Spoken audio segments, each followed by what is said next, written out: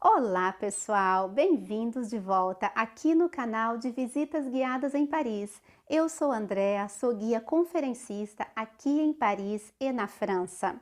Que tal falarmos de arte? No quadro Falando de Arte de hoje, nós vamos falar de uma exposição incrível que aconteceu aqui em Paris, que é a exposição intitulada E a Santa Rigaud ou Le Portrait Soleil. Rigaud é um ilustre desconhecido, mas eu tenho certeza que muitos de vocês o conhecem através desse lindo retrato, famosíssimo e presente praticamente em todos os livros de história do mundo inteiro. Além desse quadro, no imaginário coletivo nós o conhecemos pouco. O objetivo dessa exposição é realmente levar as pessoas a conhecerem esse pintor retratista do final do século XVII, começo do século XVIII, que marcou esse gênero da pintura. Essa primeira sala da exposição é dedicada aos autorretratos. Rigaud, ele foi fortemente influenciado por Rembrandt e também por Van Dyck, que eram grandes retratistas. Por isso, ele faz vários autorretratos. Nesses autorretratos, ele se representa das mais variadas formas. Muitas vezes ele está trabalhando no seu ateliê, outras vezes ele está assim, de uma forma bem mais oficial, como esse retrato, por exemplo, em que ele está representado com a faixa da Ordem de São Michel, de Saint Michel ou São Miguel em português. Aqui ele se representa no trabalho como um desenhista. Vocês podem ver que ele tem uma lapiseira na mão. Rigaud fazia parte do círculo dos grandes pintores coloristas aí do final do século XVII.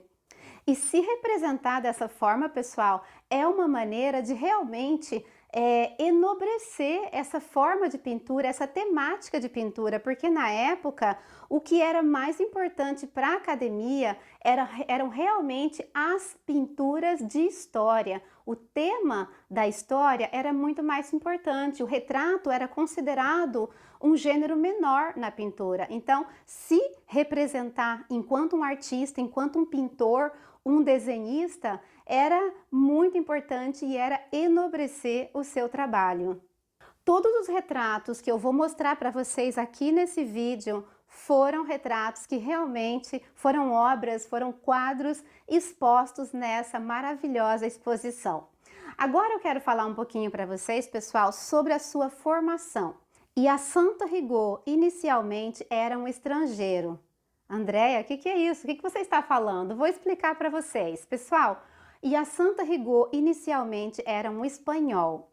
Por que ele era espanhol? Porque ele nasceu no mês de julho de 1659, alguns meses antes da assinatura do Tratado dos Pirineus, que aconteceu em novembro de 1659.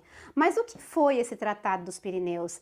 Esse Tratado dos Pirineus foi a assinatura que fez com que a França tornasse proprietária da parte norte da Catalunha. Até então, o norte da Catalunha pertencia aos espanhóis. Então, quando Rigaud nasce, ele é um espanhol, porém, alguns meses depois, ele já se torna francês, porque a partir desse tratado, essa parte norte da Catalunha vem para a França e faz parte agora do Reino da França. Ele nasceu na cidade de Perpignan, que nessa época então estava ali na fronteira, ali nas margens entre a Catalunha e o Reino da França. Ele passa então a ser um provinciano, agora ele é um provinciano, não mais um espanhol. E Rigaud, ele nasce já no seio de uma família de artistas, porque os seus antepassados, eles foram pintores aí naquela época da reforma da Igreja Católica. Porém, não é ali no seio da família que Rigaud começa a sua carreira, os seus estudos artísticos. A sua mãe, Maria Serra, que vocês veem aqui no retrato feito pelo próprio artista, o envia para estudar arte em Carcassonne. porque ali existia um ateliê de um pintor, era escultor, ornamentalista. Então, Rigaud começa os seus primeiros estudos ali em Carcassonne. Em seguida, ele vai para Montpellier, que é uma cidade maior, e ele vai continuar seus estudos ali já enquanto adolescente em um outro ateliê de outro pintor. Só que o jovem Rigaud, ele quer voar com as suas próprias asas. Ele sai desse ateliê, ele vai para o ateliê de Antoine Ranc, que é um pintor já bem mais conhecido. E ali, muito mais do que um aluno, ele será um assistente. Ele será um assistente do seu mestre. Só que ele quer muito mais. Rigaud, em seguida, ele vai para Lyon antes de ganhar Paris e a corte de Versalhes, a corte do rei Sol. Na exposição, nós não temos somente retratos, nós temos também pinturas de temas históricos. Rigaud sonhava, ele queria ser reconhecido na academia como um retratista, porém, ele também investiu nas pinturas de temas históricos e também natureza morta. Por quê? Porque na época esse era o nível mais elevado que poderia alcançar um artista, que era a pintura de temas históricos. Ele chega em Paris em 1681, ele vai estudar arte na Academia Real de Pintura e Escultura. Um dos seus mestres é Charles Lebrun, e Rigaud nessa época ele ganha o prêmio de Roma, mas ele recusa a ir para Roma. O prêmio de Roma, pessoal, era como se fosse uma bolsa de estudos que os artistas recebiam para ir para Roma. Roma, Itália, o berço da arte, então todos querem, almejam ir para Roma, para estudar arte ali, conhecer as obras dos grandes mestres. Ele recusa o prêmio de Roma para dedicar durante toda a sua vida ao retrato. Porque Roma, pessoal, é esse foco da pintura de história. Então, ele acredita que se ele for para Roma, o seu foco, ele quer ser reconhecido também como pintor de história, mas indo para Roma, aceitando esse prêmio de Roma, é assumir a pintura de história. Mas ele prefere realmente dedicar a sua vocação ao retrato. A produção de temas históricos deixados por Hyacinthe Rigaud, eles são principalmente quadros de caráter religioso. Os livros e as anotações que Hyacinthe Rigaud deixou são fontes riquíssimas para os historiadores de arte. Nesses retratos de Rigaud, nós observamos uma recorrência da posição e da vestimenta do modelo. Vamos entender o que é isso. Na verdade, é um truque do artista de pegar a posição e a vestimenta de um modelo e colocá-la em outro. Eu vou explicar para vocês. Todos os clientes não têm condições de pedir a Hyacinthe Rigaud um retrato 100% inédito. Então, o que ele faz? Tem que ter opções de retratos para todos os bolsos. O artista faz o seguinte, ele te apresenta uma série de retratos, desenhos, gravuras que ele já tem no seu ateliê.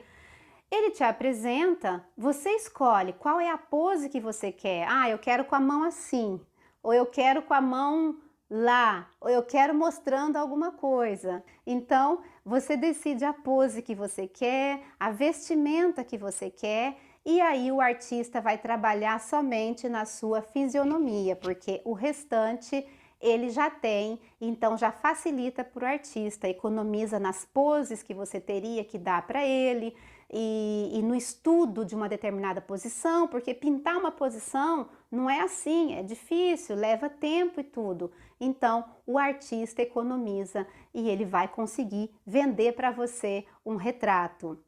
Esses dois retratos que eu vou mostrar agora para vocês foram inspirados nesse outro retrato aqui. Esse retrato aqui, pessoal, foi feito para o filho do Luís XIV, o Grand Dauphin. E aí, o sucesso foi tão grande que todos os nobres quiseram essa pose, essa vestimenta. Claro, somente a fisionomia foi adaptada a fisionomia do comanditário, mas a pose, a vestimenta, Rigaud utilizou a mesma. O sucesso foi imenso. E se vocês observarem nesses retratos o fundo, vocês verão que os fundos são diferentes. Claro, se é um oficial, um grande oficial ali da Marinha, ele representou o mar atrás, a marinha, os navios, etc e tal. Se o outro, ele tem uma outra função, o fundo será também representado diferente. Então, o segundo plano do quadro é adaptado à função do comanditário. Para Hyacinthe Rigaud, assim como o rosto em um retrato, as mãos têm uma importância muito grande. Ele dá uma importância grande, ele realiza estudos minuciosos das mãos, porque os gestos, as atitudes são extremamente importantes em um retrato. Ele abusa do gesto para que o retrato tenha um caráter narrativo, assim como tem as pinturas de história. No retrato, o gesto que fala no lugar do modelo. O desenho para Rigaud é muito mais importante após a pintura do que antes. Rigaud não precisa de desenhos preparatórios, ele não usa desenhos preparatórios para começar uma tela, ele pinta direto na tela. Ele usa a chamada técnica do ricordi. O que é isso? Ele faz o quadro e depois ele vai fazer o desenho como uma espécie de recordação mesmo. Então, os desenhos, as gravuras são feitas após o retrato elaborado. Isso era uma prática muito comum no ateliê do artista. Muitos nobres pediam cópias. Era assim extremamente luxuoso e importante na época ter um retrato de fulano de tal, principalmente se o fulano de tal era um rei, era um príncipe, ter na minha casa. Então era comum os nobres pedirem cópias. Réplicas eram feitas pelo próprio ateliê do artista. Esta sala aqui que nós vamos agora, ela é muito interessante porque ela mostra a relação de Rigaud com os escultores do rei. Os escultores são considerados aí entre os seus melhores amigos, como é o caso de Desjardins, Coisevaux e Girardon. No seu inventário, ele inclusive coloca Desjardins enquanto o seu melhor amigo. E vendo o talento de Rigaud, quando ele chega em Paris, esses escultores querem ajudá-lo a chegar próximo dos nobres. Então é por isso que Rigaud pintou várias vezes e vários retratos desses seus amigos escultores de Luís XIV. Vocês devem estar se perguntando, né, pessoal? Mas quem era a clientela desse artista? Quem tinha condições de fazer um retrato com Hyacinthe Rigaud? A clientela de Rigaud, pessoal, era realmente a alta elite francesa e europeia. Quem era essa elite? A noblesse d'épée. Quem era a noblesse d'épée? Eles eram os nobres, eles eram os oficiais superiores aí dos exércitos reais. Era considerado o grau mais elevado da nobreza francesa, a noblesse d'épée. Além deles estavam, claro, a família real, estavam príncipes, princesas, poucas mulheres, porque a clientela de Rigaud foi principalmente masculina. Os eclesiásticos estavam também nesse grupo, profissionais, altos profissionais aí dos serviços públicos da época, vamos dizer assim, e também o pessoal das finanças, grandes burgueses aí das finanças, esses eram os clientes de Hyacinthe Rigaud. E nós chegamos aqui agora nessa sala onde está esse famoso retrato de Luís XIV, vestido aí com o seu traje real. Em 1700, a coroa da Espanha é oferecida ao jovem Filipe, Duque d'Anjou, que é o neto de Luís XIV. Mas antes que o neto parta para a Espanha, Luís XIV pede a Rigaud para fazer esse famoso retrato do seu neto. E como será que Luís XIV chega até Rigaud? Certamente foi através dos seus próximos.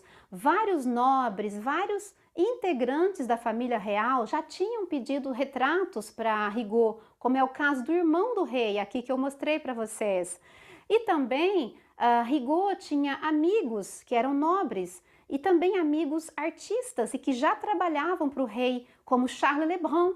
Charles Lebrun, que foi o grande mestre de Rigaud lá na Academia Real de Pintura.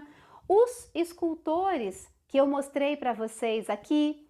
Então, foi dessa forma que Luís XIV chega até Rigaud, que na época era o retratista mais famoso de Paris. O retrato do jovem rei Filipe V começa a ser pintado em 1700 e ele mesmo pede ao avô para pedir a Rigaud para fazer um retrato dele, do avô, porque ele gostaria de levar consigo a Madrid um retrato do avô.